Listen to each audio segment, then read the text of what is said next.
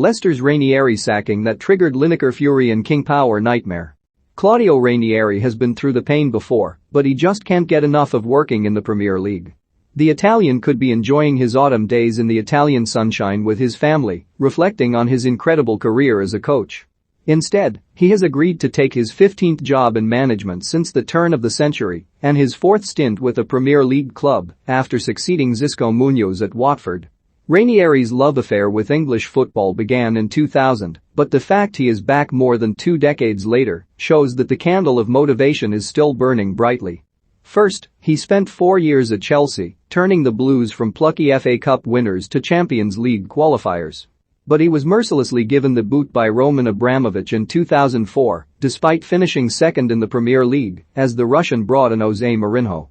Remarkably, he remains the longest-serving coach at the club in the 21st century. Then it was on to Leicester, the club where he achieved what many thought was quite simply impossible. Inheriting a team that were on the brink of relegation was no walk down the cobbled streets of Rome. But what Ranieri did will go down in history as one of sport's greatest ever achievements. The memories experienced by those Leicester fans will not fade for some time.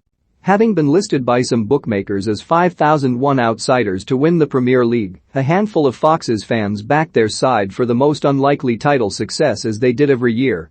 It all boiled down to a combination of 2 things: hard work and good fortune. This was the year where Chelsea punched the self-destruct button, Manchester City unraveled under Manuel Pellegrini, and Louis van Gaal's tedious football resulted in a negative atmosphere at Manchester United. Still, it was remarkable what followed. Leicester had no big-name stars, just players who cared about the club and with ambitions to make something of their careers. Will Claudio Ranieri keep Watford in the Premier League? Comment below. Jamie Vardy had begun in non-league football with Halifax Town. Riyad Mahrez and N'Golo Kanté had dipped their toes into the lower depths of French football. They had risen from the obscure areas of football to rise to the top. Yet, after their 7th game of the season, when they had been soundly beaten 5-2 by Arsenal at home, taking 12 points from 7 games is not title-winning form, especially when you concede 14 goals in the process. To suggest this team could win the title from this point was laughable. After then, it was Ranieri's time to shine. The tactician found a way to raise morale and incentivize the games with a special bonus by promising to buy his whole squad a pizza if they kept a clean sheet. It might have been unconventional, but it was also devastatingly effective. After going the first 12 games without keeping a clean sheet, Leicester shut out Crystal Palace with a 1-0 win, prompting Ranieri to get Peters Pizzeria on the phone. "I think they deserve this pizza, and today we will eat," he said after the win. "It's good to stay together for something good other than football. I think also this could help to make a very good spirit for each other. I hope they enjoy it today." Ranieri had found the antidote to Leicester's problem. Under his predecessor, the disciplinarian Nigel Pearson, the fear had set in now they could enjoy themselves again.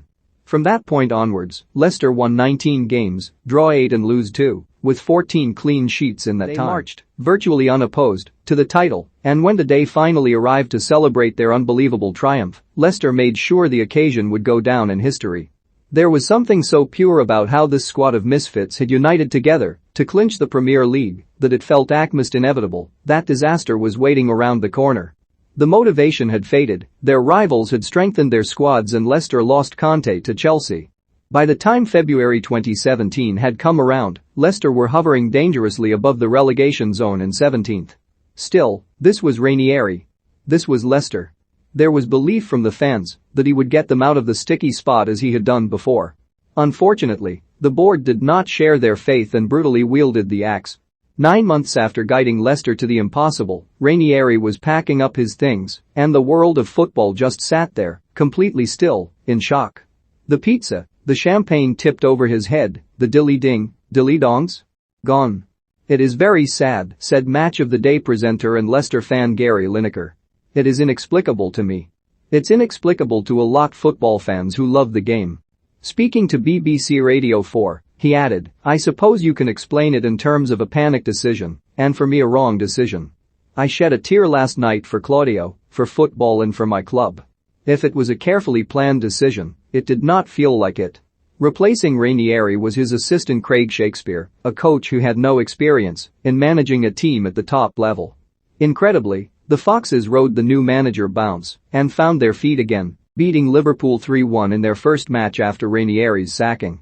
Strangely, it only turned the fans against them. Fans took to social media to post images of snakes, and some even hijacked Riyad Mahrez's farewell post to Ranieri, which appeared to suggest they blamed the Algerian and his teammates for his departure. There were even rumors some players asked the owner to sack Ranieri, something the manager simply could not comprehend. "I don't believe rumors the players spoke to the Leicester owners about sacking me. I can't believe the players killed me.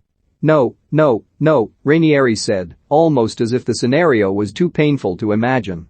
But there was no doubt where the fans' loyalties lied. They backed the man who brought their dreams to life, holding aloft signs that read Grazie Claudio at the King Power Stadium after being denied a proper goodbye. To some, it felt like they had lost a part of their club that day. Shakespeare kept the club in the top flight and even guided them to the Champions League quarter-finals before bowing out to Atletico Madrid. Meanwhile, Ranieri went on to manage Nantes in League One before returning for another crack at Premier League management with Fulham. This time, he lasted just 106 days in the job, but still left with praise from the owner Shahid Khan for acting like a gentleman. After 2 years in Italy with Roma and Sampdoria, he is back for another taste of Premier League action. Watford are not quite in the thick of the relegation battle yet, but their form nosedived under Xisco. There are also some fair questions about whether 69-year-old Ranieri can adapt to the changes of modern football.